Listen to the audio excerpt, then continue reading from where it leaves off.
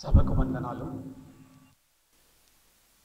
వేదికపై ఆసీనులైనటువంటి సుందర్ రెడ్డి గారు, బండి నరేష్ గారు, ప్రభుకుమార్ గారు, వేదికకు ఎడమ వైపున ఉన్న పెద్దలు మరియు నా శ్రీమతి గారు,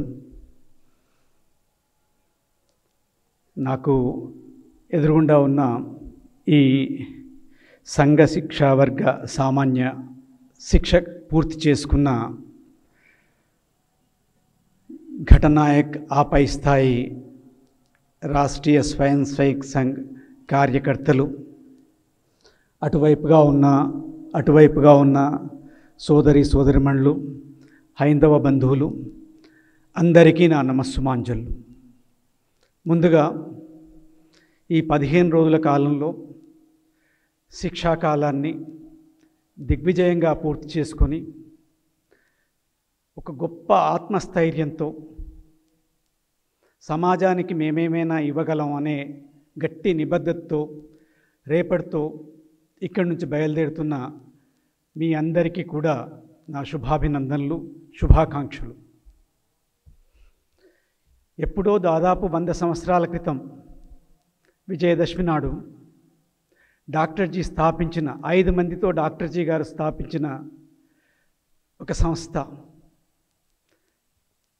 99 సంవత్సరాల తర్వాత ఒక చిన్న విత్తనం కనుక విస్ఫోటనం చెంది ఒక మహావటవృక్షమైనట్టుగా దేశంలో ఎక్కడ చూసినా, మారుమూల గ్రామాలు కాదు, వనవాసీ ప్రాంతాలు చూసినా అక్కడ మన సంఘ రిప్రజెంటేటివ్ అంటే ఒక ప్రతినిధి అక్కడ మనకు దొరుకుతున్నారు.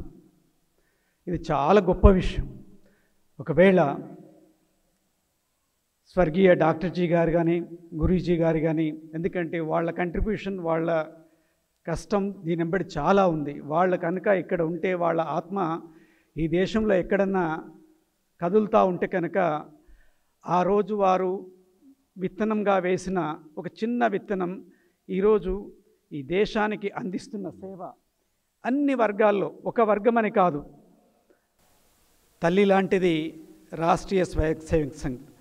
అందులో నుంచి పుట్టిన వివిధ విభాగాలు, రాజకీయ విభాగం అయితేనేమి, విద్యార్థి విభాగం అయితేనేమి, న్యాయ విభాగం అయితేనేమి, గ్రామీణ వికాస్ విభాగం అయితేనేమి, ధర్మ పరిరక్షణ కోసం అయితేనేమి, హిందూ జాగరణ కోసం అయితేనేమి, ఇలా దాదాపు 35-40 సంస్థలు ఒకే మాతృ సంస్థ నుంచి బయటికి వచ్చేసేసి సమాజంలో హిందూ ధర్మ రక్షణ కోసం నడుం బిగించేసి, ఎవరైతే అన్యాయానికి గురై వారి వాయిస్ అంటే గొంతుక వినిపించలేకపోతున్నారో, వారికి సరైన న్యాయం అందలేని స్థితిలో ఉంటే ఏదో రకంగా వాళ్ళకి అందాల్సిన సేవను అందిస్తూ, ఇంత గొప్ప సేవలు అందిస్తూ దాదాపు ప్రపంచంలో 140 దేశాల్లో ఇవాళ ఆర్ఎస్ఎస్ కార్యక్రమాలు విస్తరించి ఉండడం, మన దేశంలో దాదాపు 90% ప్రాంతంలో కూడా కార్యక్రమాలు విస్తరించి ఉండడం చాలా సంతోషకరమైన విషయం.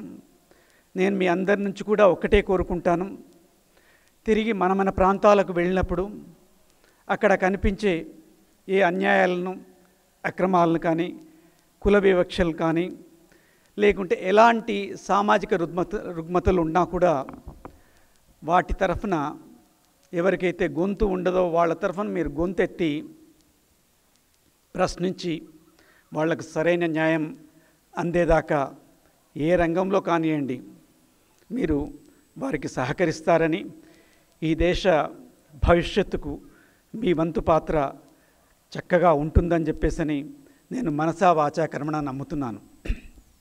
డాక్టర్జీ గారిని ఈ హిందూ సంఘటన గురించి, ఎందుకండి మీరు హిందువులందరినీ, ఒక దిక్కు స్వతంత్ర పోరాటం జరుగుతూ ఉంటే మీరు హిందువుల ఐక్యత గురించి, హిందువుల గురించే మాట్లాడుతున్నారు ఏంటి అంటే, వాళ్ళు ఏం సాధిస్తారు అంటే వారు ఒకటే అన్నారు, ఈ సంఘటన సాధించలేనిది ఏముందో చెప్పండి అన్నారు. ఇవాళ కనుక మనం ఒక్కసారి వెనక్కి చూసుకుంటే కొన్ని చిన్న అవాంతరాలు, ఆటుపోట్లు తప్ప ఎక్కడ కూడా ఆగకుండా నిరంతరం ప్రయాణం సాగుతూనే ఉంది. ఏనాటికి ఆనాటు స్వాతంత్రం కంటే పూర్వం ఒక భాగంగా తీసుకుంటే స్వాతంత్రం తర్వాత మన కార్యక్రమాలు ఎంత చక్కగా అభివృద్ధిలోకి వచ్చేసినాయి.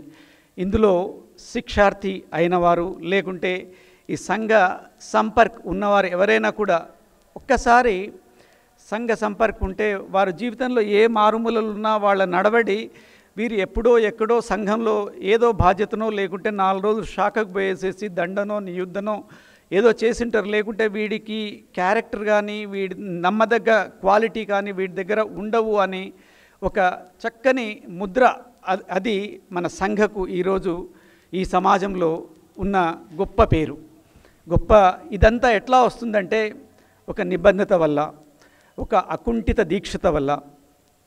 అందుకోసమే మనం ఒక చెట్టు కనుక పైకి వెళ్ళాలంటే దానికి రూట్స్ ఎంత లోపలికి వెళ్ళాలో, ఎంత వేళ్ళు లోపలికి నూడుకొని పోతే అంత గట్టిగా ఆ చెట్టు పైకి ఎదుగుతుంది, అంత మంచి పళ్ళు ఇస్తుంది. కాబట్టి స్వామి రామకృష్ణ పరమహంస గారు అన్నట్టుగా మీరు కూడా చక్కని క్యారెక్టర్, నిబద్ధత, కమిట్మెంట్ ఖచ్చితంగా డెవలప్ చేసుకొని, నేను ఇందాక అన్నట్టుగా డాక్టర్ జీ గారు వేసిన ఒక చిన్న విత్తనం ఇవాళ వటవృక్షమైంది. ఇంకో 50 ఏళ్ల వరకు మీరందరూ కూడా, ఎందుకంటే దాదాపు 15-16 సంవత్సరాల నుంచి 40 ఏళ్ల వరకు ఉన్నవాళ్ళు ఇక్కడ ఉన్నారు. కాబట్టి నేను మీరందరూ కూడా ఆయురారోగ్యాలతో ఇంకో 50 ఏళ్ళు ఈ దేశానికి మీ వంతు సహకారాన్ని, బాధ్యతను అందిస్తారని చెప్పేసి, అలా అందించాలని చెప్పేసి నేను మీకు మన ప్రధాన వక్త గారికి మధ్యన ఉండదలుచుకోలేదు. వారు మీకు అమూల్యమైన సందేశాన్ని ఇస్తారు. అయితే నా ఒక విన్నపం, మీరు ఎక్కడ ఉన్నా ఎప్పుడు ఉన్నా ఏదో ఒక రోజు సంఘకు వెళ్తే అది ఖచ్చితంగా ఏదో రూపంలో ఎక్కడో దగ్గర మిమ్మల్ని మళ్ళీ అక్కడ పిలుస్తూ ఉంటుంది. కాబట్టి మీరు చక్కగా నిబద్ధతతో హైందవ జాతి గర్వించదగ్గట్టుగా మంచి సంఘ కార్యకర్తలుగా మీరు ఉద్యోగం చేయొచ్చు, వ్యాపారం చేయొచ్చు, ఇంకే ఒక ప్లేయర్ కావచ్చు, లేకుంటే ఒక శిక్షణ ఇచ్చే ఎవరైనా కావచ్చు. మీరు ఏ రంగంలో చూసుకున్నా, ఏ పని చేసినా కూడా దానికి సంబంధించిన ఫీల్డ్లో సంఘముద్ర మీరు వేయగలగాలని చెప్పేసి నేను కోరుకుంటూ, నాకు ఈ అవకాశాన్ని ఇచ్చిన నిర్వాహకులకు కృతజ్ఞతలు, ధన్యవాదాలు తెలుపుకుంటూ, నేను దాదాపు 40-42 సంవత్సరాల ఈ గ్యాప్ తర్వాత మళ్ళీ ఒక సంఘ కార్యక్రమానికి రావడం జరుగుతుంది. ఈరోజు మీ అందరినీ ఈ విధంగా ఇక్కడ కలుసుకోవడం అనేది ఎంతో సంతోషకరమైన విషయం. మళ్ళీ 1980-82 ఆ కాలం రోజులు గుర్తుకొస్తూ ఉన్నాయి. నేను పాలమూరులో బీఎస్సీ చేసేటప్పుడు అనుకుంటా 79-82 ఆ కాలంలో కళాశాల ప్రముఖ కొంతకాలం 3 ఇయర్స్ ఉండలేదు, ఒక 1 ఇయర్ మాత్రం చేయగలిగాను. నాకు ఎందుకో ఆ కాలంలో నేను మరి ప్రయత్నలోపమే అనుకోవాలా, గట్టిగా అనుకుంటే నేను కూడా అప్పుడే ప్రథమ వర్ష చేసేవాడినే మనం అనిపించేస్తుంది. దేనికైనా రాసి ఉండాలంటారు కాబట్టి నేను ప్రథమ వర్ష చేయలేకపోయినా ఆ తర్వాత వేరే రూట్లో, వేరే లైన్ ఆఫ్ థింకింగ్లో వెళ్ళిపోయేసేసి వ్యవసాయము, వకాలత్ అంటే వృత్తిరీత్యా అడ్వకేట్గా, ఆ తర్వాత ఉద్యోగరీత్యా న్యాయమూర్తిగా వివిధ స్థాయిల్లో రాష్ట్రం అంతా తిరుగుతున్నప్పుడు చాలా సందర్భాల్లో నాకు ఉన్న ఆ 1-2 ఇయర్స్ పరిచయమే. కానీ నేను ఎక్కడ వెళ్ళినా కూడా అక్కడ లోకల్ వాళ్ళు ఎవరో ఒకరు రావడం, సార్ ఫలానా పెద్ద మనిషి వచ్చారు, వస్తున్నాం ఇవాళ సాయంకాలానికి రావడం వచ్చేయడం. అంటే మేము ఎంత దూరం వెళ్ళినా నాకు ఒక బంధువు లేరు అనేది, ఆ హైందవ బంధువులు ఆ పక్కన ఈ పక్కన అందరూ మన వాళ్ళే అని చెప్పేసి సంఘ సంపర్క్ కూడా ఎలా ఉంటుందంటే నీ ఒక్కరితో ఆగదు, అది ఖచ్చితంగా మన కుటుంబ సంపర్కంతో వెళ్తూ ఉంది. ఆ విధంగా సంఘతో ఒక చిన్న సంబంధం అది మన చివరి వరకు లాగుతూ ఉంటుంది మన జీవితాన్ని అని చెప్పేసి చెప్పుకుంటూ నాకు ఈ అవకాశం కల్పించినందుకు కృతజ్ఞతలు తెలియజేస్తున్నాను. Thank you very much. Thank you so much. All the very best to you all.